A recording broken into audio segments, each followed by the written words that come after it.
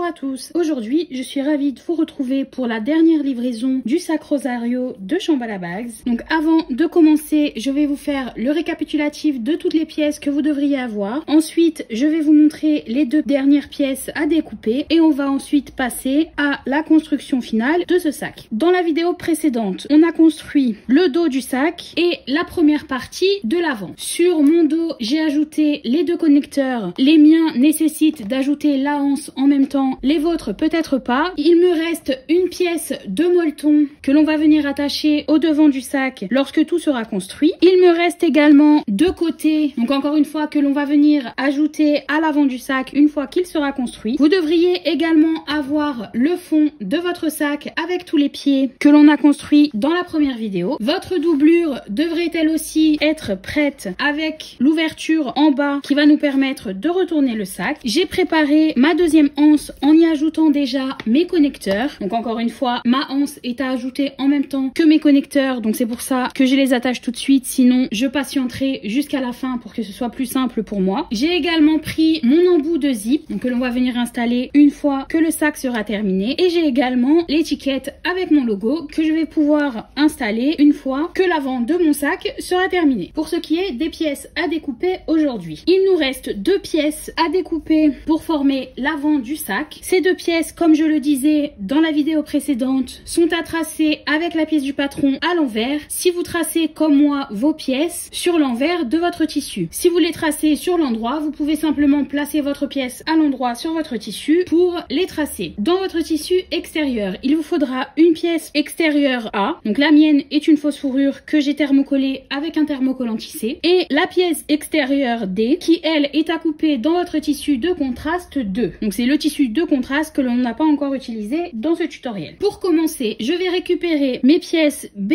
et C que j'ai construites dans l'étape précédente. Je viens prendre la pièce D. Donc pour être sûr que ma pièce D est dans le bon sens, je viens placer l'angle qui en fait marque l'emplacement du fond en bas à gauche. Je vais ensuite placer cette pièce endroit contre endroit avec mes pièces B et C et je viens placer des clips. Normalement, votre pièce devrait être exactement à la bonne taille pour correspondre avec le bord de ces deux pièces. Une fois que tout est clipsé, on va coudre avec une marge de 6 mm tout le long. Ma machine est sur un point court et je suis donc à 6 mm du bord. Une fois ma couture faite, je vais ouvrir ma pièce D et je vais passer sur l'envers. Je vais appuyer sur ma marge pour qu'elle soit ouverte. Je vais utiliser du scotch double face pour la maintenir en place. Vous pouvez, si vous avez utilisé un tissu de type coton, simplement passer la marge sous votre fer à repasser pour qu'elle reste ouverte. Une fois ma marge bien ouverte, je vais passer sur l'endroit pour surpiquer. Donc la mienne a du mal à tenir au niveau de la couture que j'ai fait entre les pièces B et C, car mon simili est un peu épais. Donc je vais devoir faire un peu plus attention lorsque j'arriverai à ce niveau-là. Et je vais donc passer ma machine sur un point long et surpiquer de chaque côté de la couture à 3 mm du bord.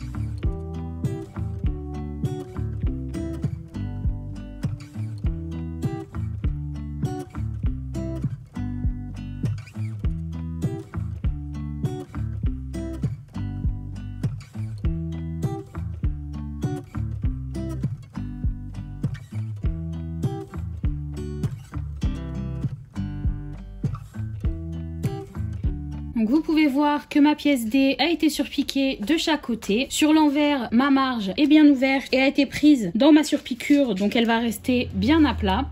Je vais maintenant prendre ma pièce A, je vais la placer endroit contre endroit avec les pièces B et D et je vais placer des clips tout le long. On va ensuite passer à la machine et je vais répéter exactement les mêmes étapes, c'est-à-dire coudre avec une marge de 6 mm, ouvrir ma couture, sur l'envers, ouvrir ma marge et l'aplatir, donc dans mon cas à l'aide de scotch double face pour maintenir mon simili-cuir en place et surpiquer à 3 mm de chaque côté de ma couture.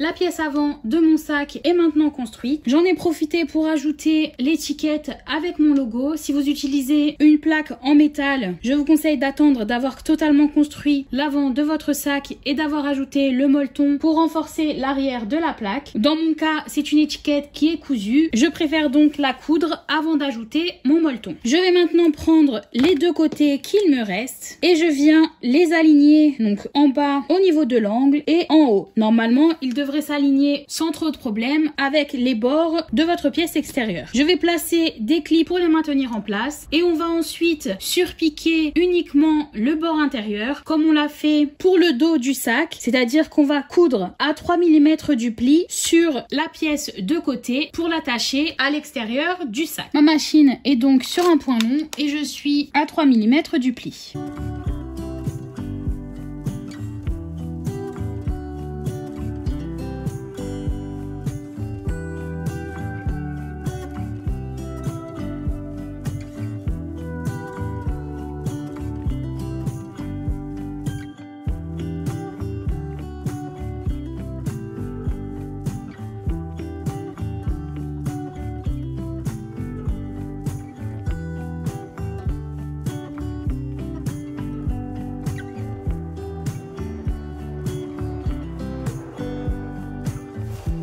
Une fois mes côtés attachés, je vais les soulever et je vais couper tout l'excédent de mes pièces extérieures en laissant à peu près 6 mm. Donc je vais me baser sur la marge de mon côté pour couper mon tissu. On a déjà fait la même chose pour le dos du sac. Ça évitera d'avoir beaucoup d'épaisseur dans les marges qui sont sur les côtés. J'ai donc coupé l'excédent de chaque côté. Normalement, si vous retournez votre pièce, vous devriez avoir au centre les pièces A, B, C, D que l'on a cousues. Et ensuite, vous devriez simplement voir l'envers de vos côtés. Je vais maintenant ajouter mon molleton sur l'envers et je vais ensuite ajouter mes connecteurs en respectant les repères que j'ai tracés à l'aide des gabarits du patron. Une fois mon molleton ajouté à l'arrière et mes connecteurs placés, je vais garder le devant de mon sac et prendre le fond. Avec l'avant de mon sac à l'endroit, je viens placer endroit contre endroit le fond de mon sac. Donc, normalement, le fond devrait s'aligner aux angles en bas. Donc si vous voyez ici, le fond fait la même taille que la petite bande de tissu qui dépasse en bas. Je vais clipser tout ça et je vais passer à la machine pour coudre avec une marge de 1 cm. Ma machine est cette fois-ci sur un point court et je suis donc à 1 cm du bord pour cette couture.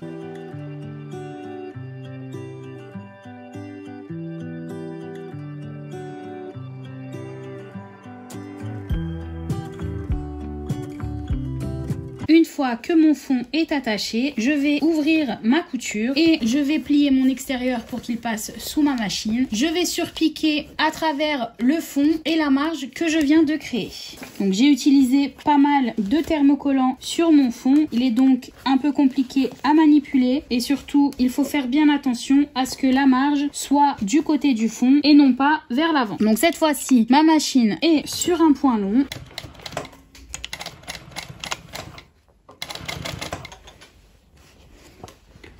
Pour être sûr que ma marge reste en place, je soulève légèrement le fond de mon sac.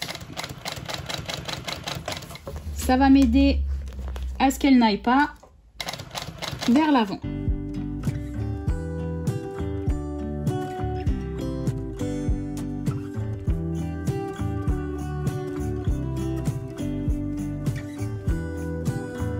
Ma surpiqûre est maintenant faite tout le long du fond de mon sac. Je vais répéter les mêmes étapes avec le dos de mon sac, c'est-à-dire le placer endroit contre endroit avec le fond, coudre avec une marge de 1 cm et surpiquer à travers le fond et la marge que l'on va créer.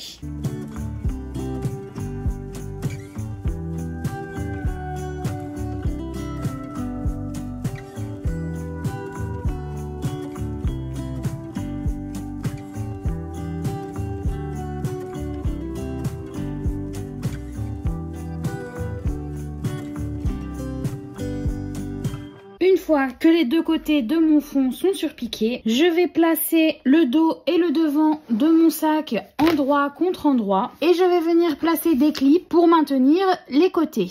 J'ai placé des clips des deux côtés, donc vous pouvez voir que mon sac commence à prendre forme. Et je vais coudre de chaque côté du sac avec une marge de 6 mm.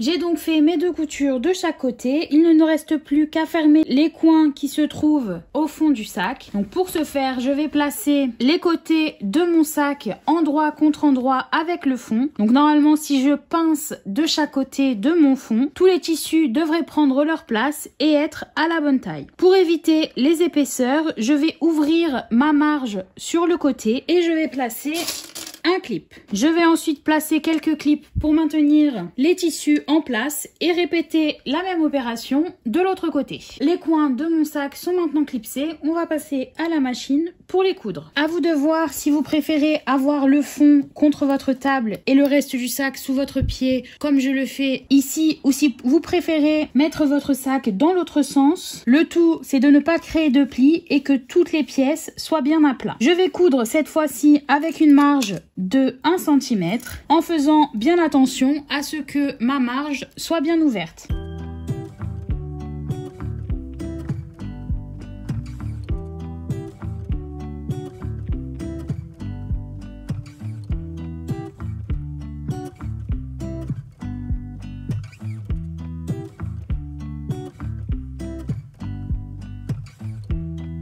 Une fois mes deux coutures faites, j'ai retourné l'extérieur pour vérifier que tout soit bien en place, qu'aucun fil ne se voit sur l'endroit et qu'il n'y ait aucun pli sur mes tissus. J'ai remis ensuite mon extérieur à l'envers car je préfère glisser ma doublure dans mon extérieur et non pas l'extérieur dans ma doublure, car ma doublure a été cousue pour être légèrement plus petite que mon extérieur. Donc je vais ranger mes anses à l'intérieur de mon extérieur. Je vais ensuite prendre ma doublure que je vais mettre à l'endroit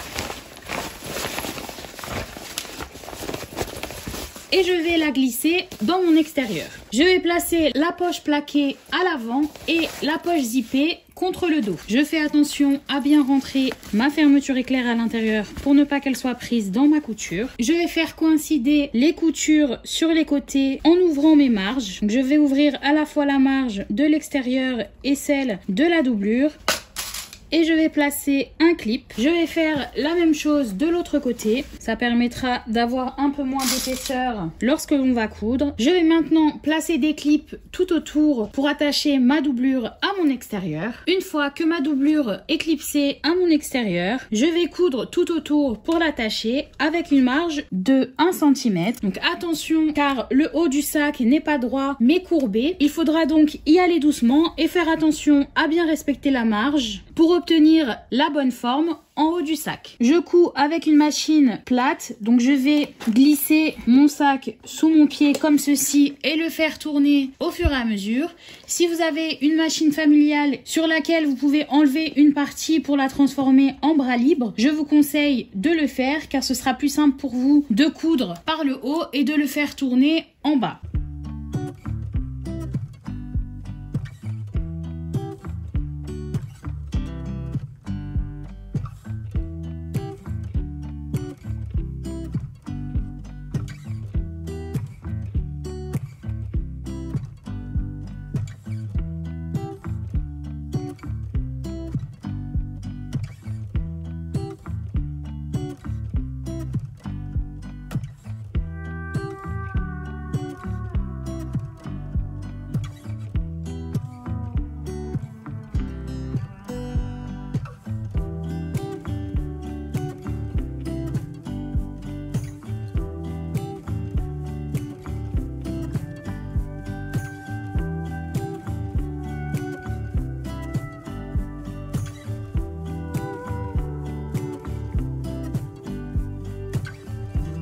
Une fois ma couture faite, je vais sortir la doublure de mon extérieur et passer ma main dans l'ouverture que l'on a laissée en bas. Je vais venir attraper mon extérieur pour le faire passer à travers cette ouverture et retourner mon sac. Une fois que mon sac est à l'endroit, je viens placer ma doublure à l'intérieur